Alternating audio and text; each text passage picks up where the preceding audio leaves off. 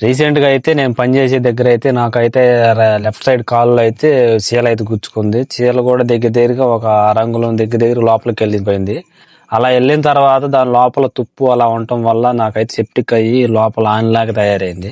తర్వాత దాన్ని నేను కోపించాను. కోపించిన తర్వాత అయితే అది మారడానికి చాలా టైం అయితే పట్టింది నాకు. దాన్నయితే నేను చాలా బాధపడి తీపిచ్చాను. తీపిచ్చిన తర్వాత కూడా కొన్ని రోజుల దాకా నాకు భలే ఇబ్బంది పెట్టింది. అయినా గాని నేను చాలా దాని గురించి ఏం తినకుండా దానికి సంబంధించినవి అంటే పథ్యం అంటారు కదా! పథ్యం కూడా ఉన్నాను.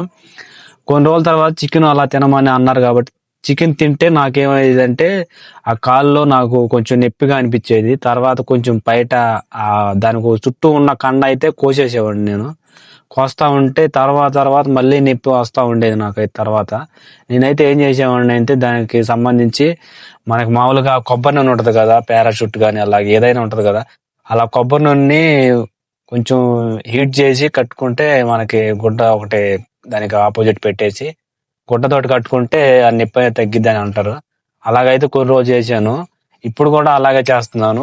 అయితే మరి దీని గురించి మీకేదైనా తెలిస్తే కామెంట్ చేయండి. నేనైతే ఇలాగైతే దీన్ని చేస్తున్నాను. ఈ వీడియో ఎలా అనిపించిందో కామెంట్ చేయండి. మరొక వీడియోలో మళ్ళీ మీతోటైతే కలుసుకుంటాను.